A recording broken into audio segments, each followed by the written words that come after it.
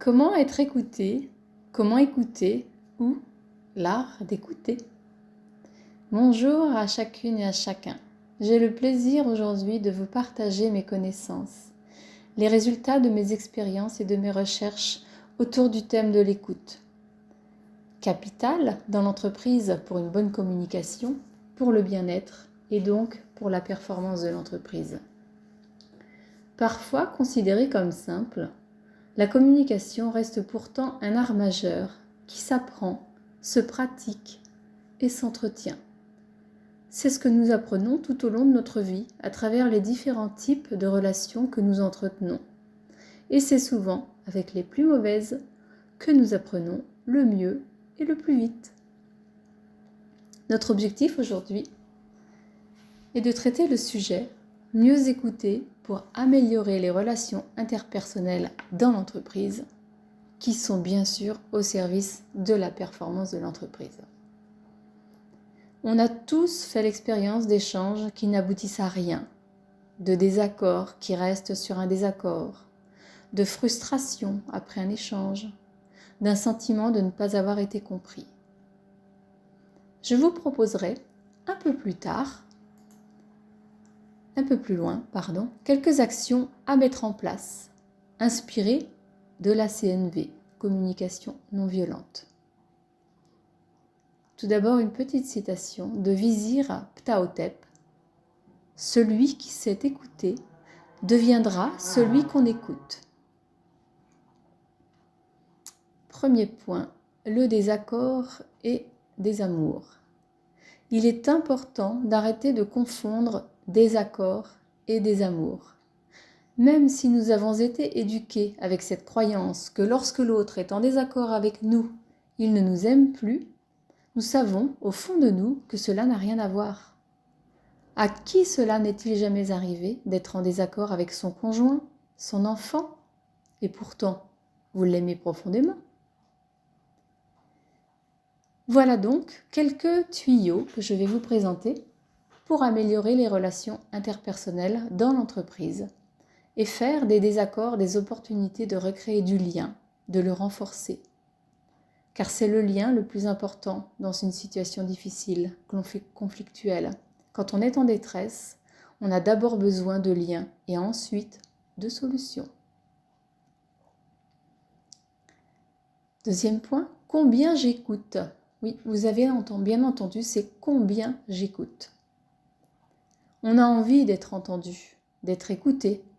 Alors, 80% du temps, on parle et 20% du temps, on écoute.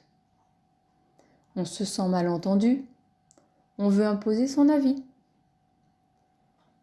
Pour une meilleure communication et de meilleures relations interpersonnelles, inverser la tendance est la solution. 20% du temps, on parle et 80% du temps, on écoute.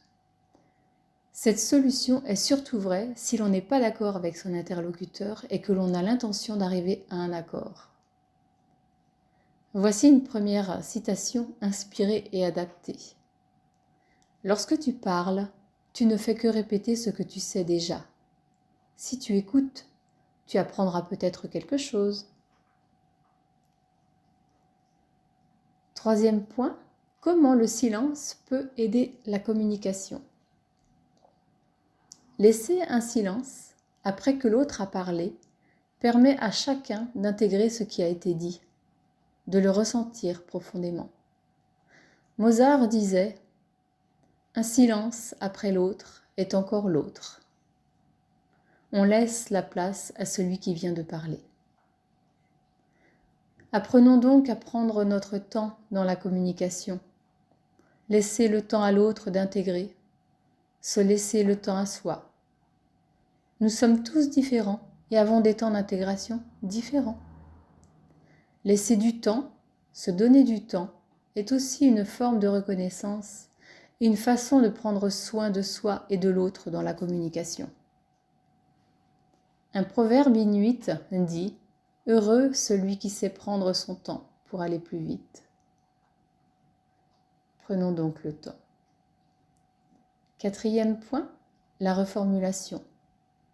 On la connaît bien, On sait qu'elle est importante et pourtant c'est une grande oubliée.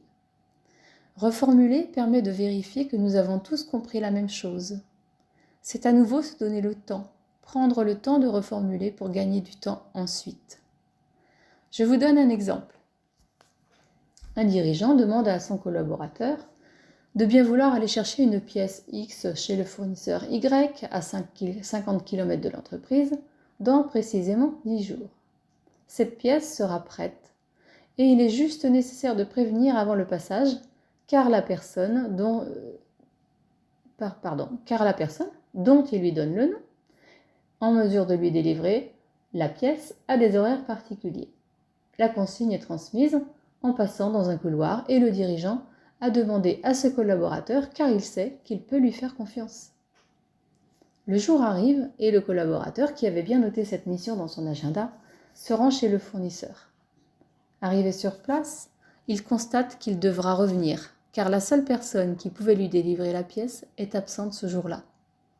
En fait, le collaborateur avait bien noté le jour, la pièce, le fournisseur, mais il avait oublié cette consigne, ayant rencontré quelqu'un d'autre dans le couloir, après son patron, avant d'accéder à son agenda. Comment cela aurait-il pu être évité ?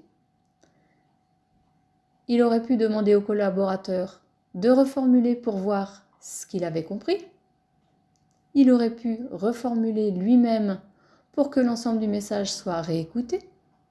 Il aurait pu également écrire, car c'est bien connu, les paroles s'envolent et les écrits restent.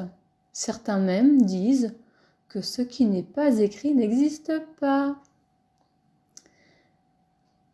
Dans une autre situation, conflictuelle ou délicate, reformuler les sentiments de l'autre et les besoins qu'il a exprimés permet de vérifier pour l'un et pour l'autre que l'on s'est compris. C'est tout simple. Non seulement on vérifie qu'on est en phase l'un et l'autre, mais cela permet également de donner de la reconnaissance à l'autre. Je t'ai écouté, je t'ai compris. Même si on n'a pas de solution immédiate à la situation, on montre que l'on a compris et que l'on prend en compte la situation.